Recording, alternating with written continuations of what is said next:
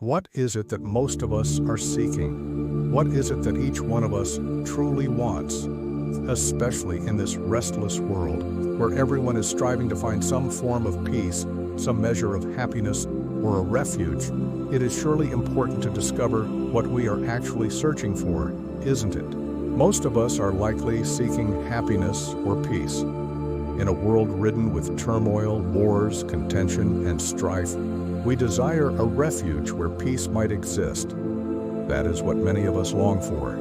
So we pursue this goal, moving from one leader to another, from one religious organization to another, from one teacher to another. But are we truly seeking happiness, or are we seeking gratification, hoping to derive happiness from it? There is a distinction between happiness and gratification. Can happiness be actively sought? Perhaps one can find gratification, but true happiness cannot be pursued directly. Happiness is a byproduct of something else. Before we dedicate our minds and hearts to something that requires earnestness, attention, thought, and care, we must first determine what it is that we are seeking. Is it happiness or gratification? Unfortunately, most of us are searching for gratification. We want to feel fulfilled at the end of our search.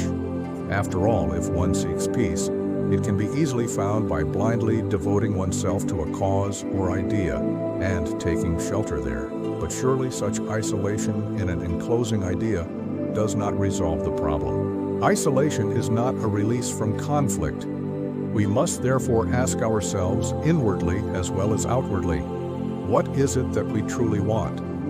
If we gain clarity on this matter, we no longer need to seek out teachers, churches, or organizations.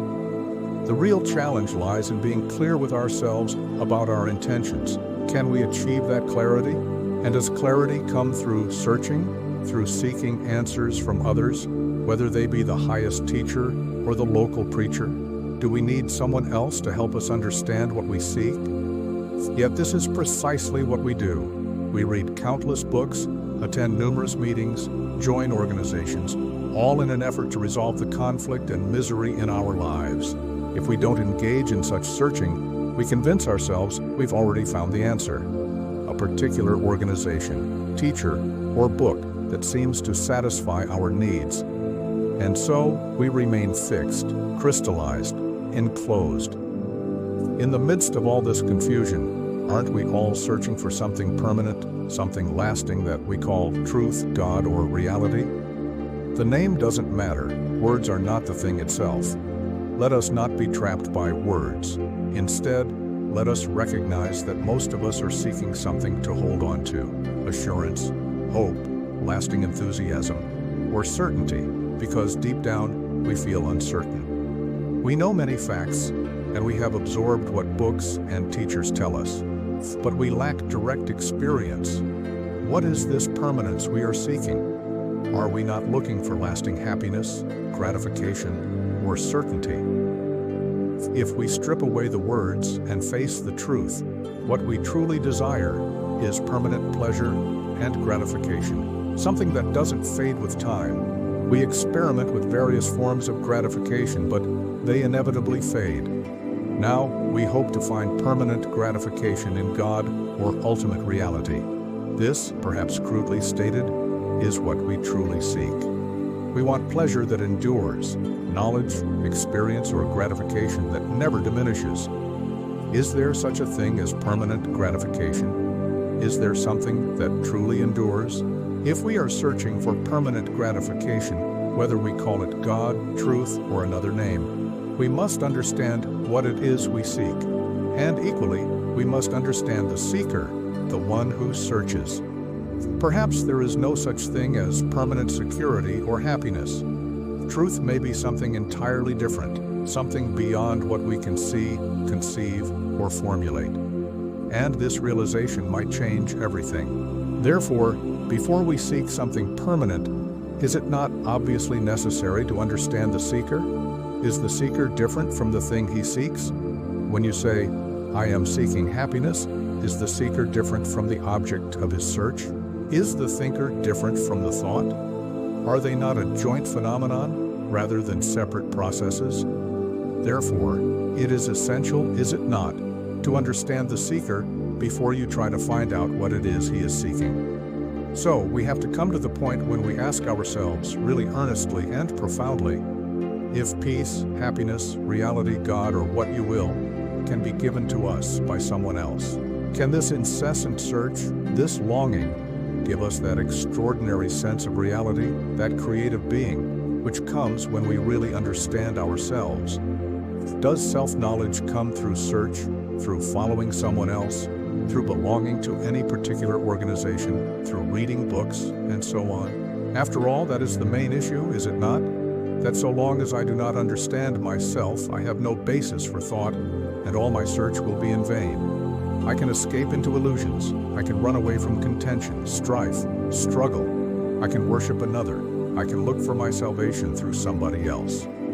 But so long as I am ignorant of myself, so long as I am unaware of the total process of myself, I have no basis for thought, for affection, for action. But that is the last thing we want, to know ourselves. Surely that is the only foundation on which we can build. But before we can build, before we can transform, before we can condemn or destroy, we must know that which we are. To go out seeking changing teachers, gurus, practicing yoga, breathing, performing rituals, following masters, and all the rest of it is utterly useless, is it not?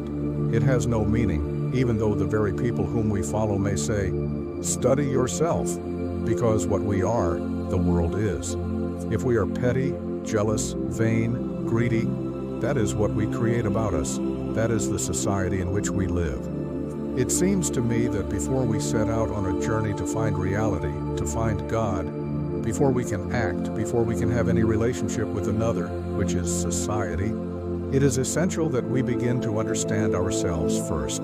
I consider the earnest person to be one who is completely concerned with this, firstly, and not with how to arrive at a particular goal. Because if you and I do not understand ourselves, how can we, in action, bring about a transformation in society, in relationship, in anything that we do? And it does not mean, obviously, that self-knowledge is opposed to or isolated from relationship.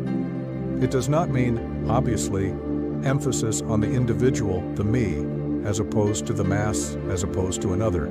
Now, without knowing yourself, without knowing your own way of thinking and why you think certain things, without knowing the background of your conditioning and why you have certain beliefs about art and religion, about your country and your neighbor, and about yourself, how can you think truly about anything? Without knowing your background, without knowing the substance of your thought and whence it comes, surely your search is utterly futile. Your action has no meaning, has it? Whether you are an American or a Hindu or whatever your religion is, has no meaning either. Before we can find out what the end purpose of life is, what it all means, wars, national antagonisms, conflicts, the whole mess, we must begin with ourselves, must we not? It sounds so simple, but it is extremely difficult. To follow oneself, to see how one's thought operates, one has to be extraordinarily alert, so that as one begins to be more and more alert to the intricacies of one's own thinking and responses and feelings, one begins to have a greater awareness, not only of oneself but of another with whom one is in relationship. To know oneself is to study oneself in action, which is relationship. The difficulty is that we are so impatient. We want to get on, we want to reach an end, and so we have neither the time nor the occasion to give ourselves the opportunity to study, to observe. Alternatively, we have committed ourselves to various activities, to earning a livelihood, to rearing children, or have taken on certain responsibilities of various organizations. We have so committed ourselves in different ways that we have hardly any time for self-reflection, to observe, to study. So really the responsibility of the reaction depends on oneself, not on another. The pursuit all the world over of gurus and their systems, reading the latest books on this and that and so on, seems to me so utterly empty, so utterly futile. For you may wander all over the earth, but you have to come back to yourself. And as most of us are totally unaware of ourselves, It is extremely difficult to begin to see clearly the process of our thinking and feeling and acting. The more you know yourself, the more clarity there is. Self-knowledge has no end. You don't come to an achievement. You don't come to a conclusion. It is an endless river. As one studies it, as one delves deeper into it, one finds peace. Only when the mind is tranquil through self-knowledge and not through imposed self-discipline, only then, in that tranquility, in that silence, can reality come into being. It is only then that there can be bliss, that there can be creative action. And it seems to me that without this understanding, without this experience, merely reading books, attending talks, or engaging in propaganda is so infantile, just an activity without much meaning.